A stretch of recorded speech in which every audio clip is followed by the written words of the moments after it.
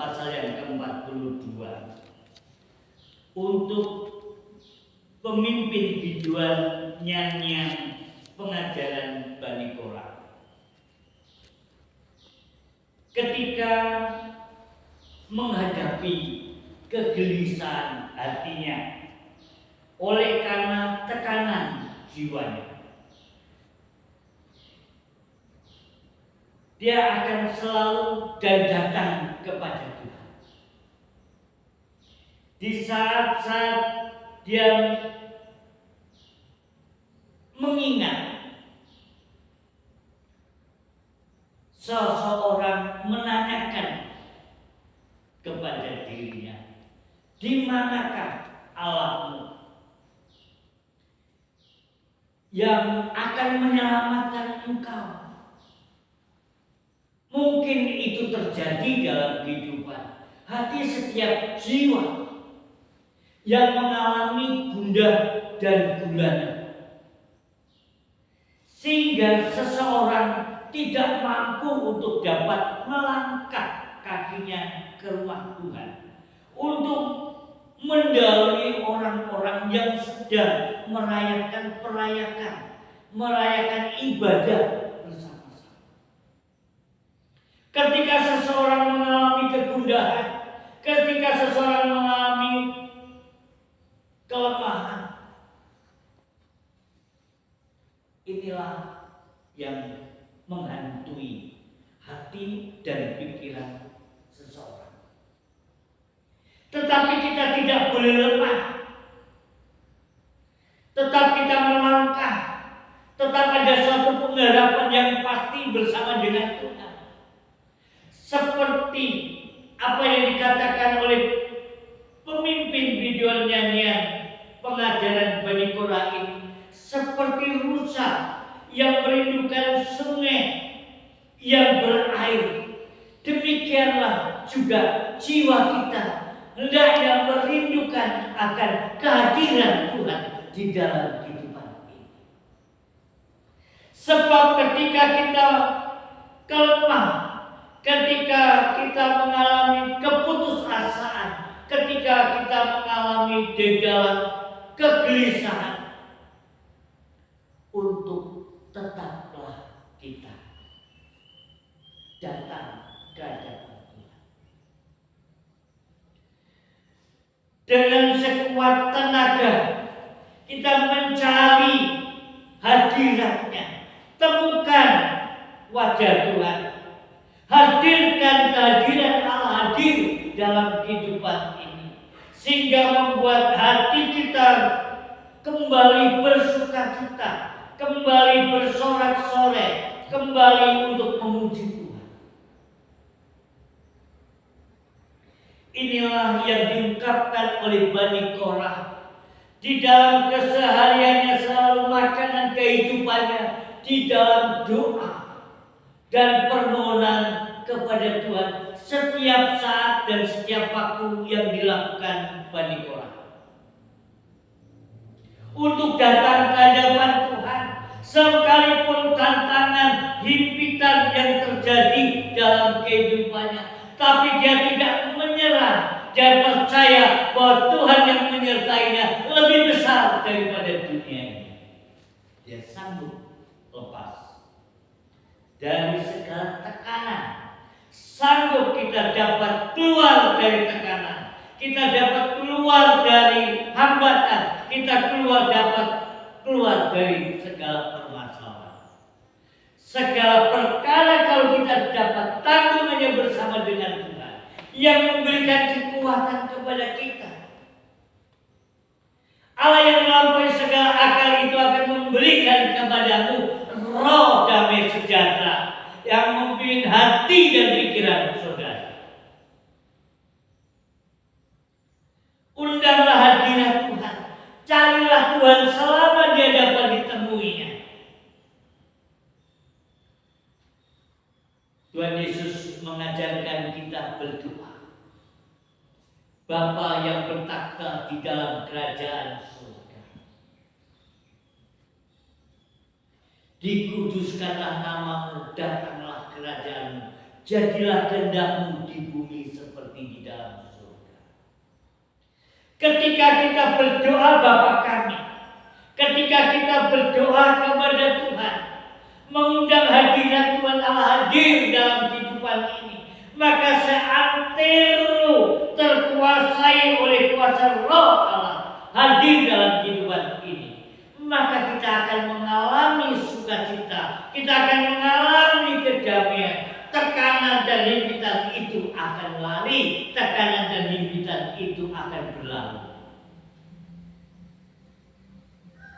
Untuk kita tidak menggunakan kekuatan kita sendiri untuk menyelesaikan masalah kehidupan, tidak boleh kita dengan kekuatan kita sendiri. Menyerah kepada dunia, apakah engkau akan berdalam sesuatu di luar daripada Tuhan? Itu tidak akan dapat menyelesaikan masalah. Janganlah lari kepada dunia, janganlah lari kepada manusia, berharaplah selalu kepada Tuhan. Percayalah bahwa Tuhan izinkan segala sesuatu supaya kita mendapatkan jawaban daripada Tuhan. Sampai kita mendapatkan jawaban daripada Tuhan. Maka hati orang yang gundah gulana, orang yang mengalami terseok-seok dalam kehidupannya, seolah tertekan jiwanya, seolah mengalami tidak dapat mengatasi masalah dalam kehidupannya, sehingga mengalami seolah seperti orang gila, seperti orang yang stres dan sebagainya. Tetapi saudara yang dikasih Tuhan, apa yang dialami oleh hamba Tuhan namanya Daud, ketika dia mengalami tekanan, himpitan oleh musuh, baik juga dengan mertuanya, baik juga dengan Saul mertuanya, tetapi Daud tetap berharap bersandar dalam kekuatan daripada Tuhan dan selalu menghargai akan kasih karunia dan anugerah Tuhan yang besar diberikan kepadanya, dan untuk menghargai mertuanya yang diurapi oleh Tuhan, dan sehingga Daud pun tidak berbuat gegabah dengan mertuanya. Sekalipun Daud ingin dibunuh, tetapi Daud tidak membunuhnya kembali, melawan. Tetapi Daud bisa melakukan, kalau itu membunuh kepada mertua pun bisa. Di saat Saul dengan berbuat hajat, dan di situ jubah Saul dipegang oleh Daud, tidakkah Daud sanggup untuk melenyapkannya? Tapi Daud sangat menghargai dan menghormati orang yang diurapi Tuhan, menghargai seorang yang dipakai oleh Tuhan. Memang di dalam segala keadaan, situasi yang terjadi dalam kehidupan pada saat itu, mungkin tidak menyadari hal sesuatu yang sangat berharga di mata Tuhan adalah jiwa yang harus diselamatkan. Bukan satu kekuasaan, bukan satu harta, tetapi jiwa itu berharga di mata Tuhan. Itulah sebabnya Daud di dalam segala permasalahan dalam kehidupannya yang dialami, memang tidak selamanya kehidupan seseorang itu kehidupan yang mendapatkan sesuatu yang selalu diberkati, dan selalu diberkati.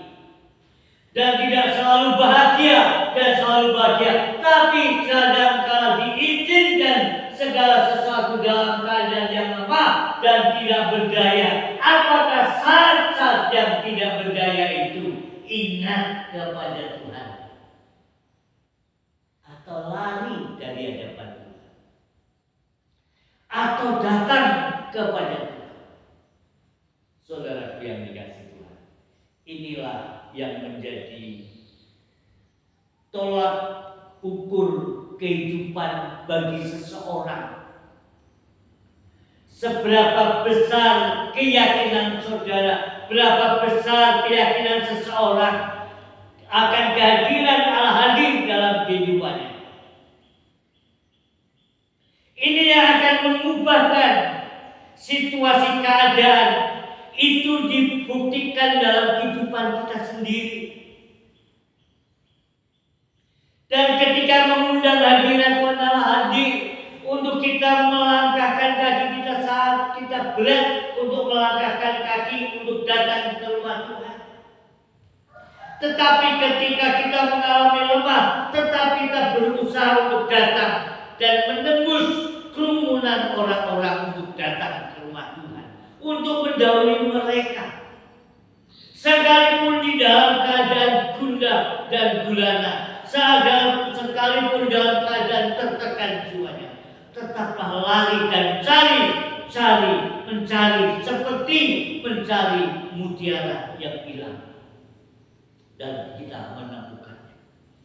Saudara yang dikasihi oleh Tuhan, terus carilah Tuhan, temuilah Tuhan, undanglah hadirat Tuhan, panggillah namanya, sebutkanlah Dia, panggillah Dia, berserulah kepadanya.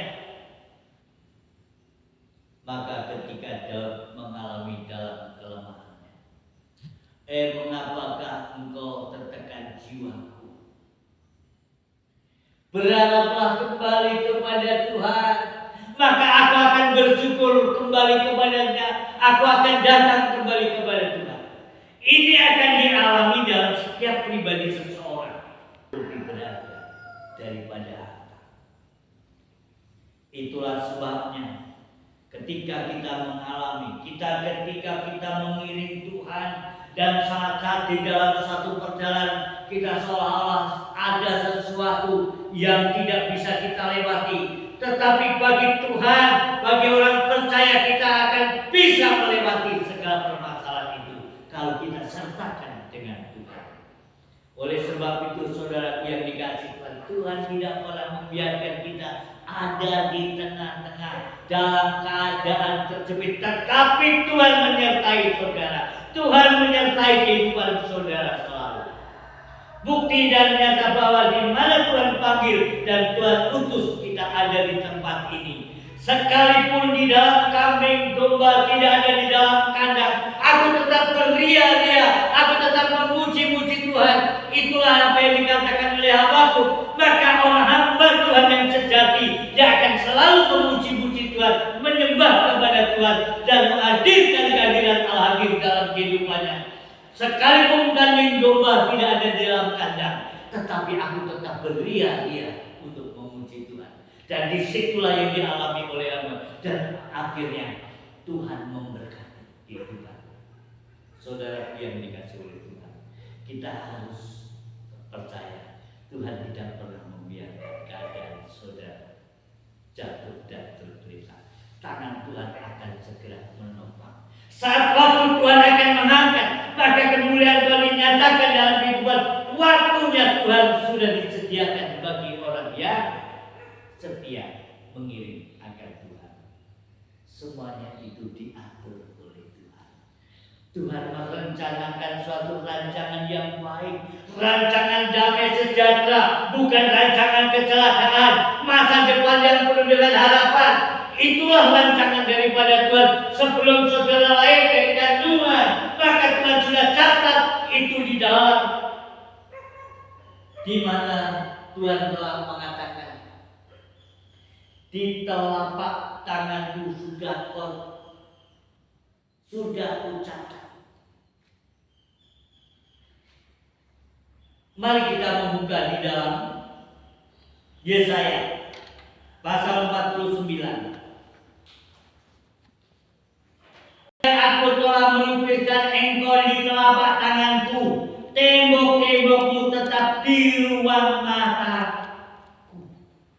Tembok-tembokmu di ruang mataku.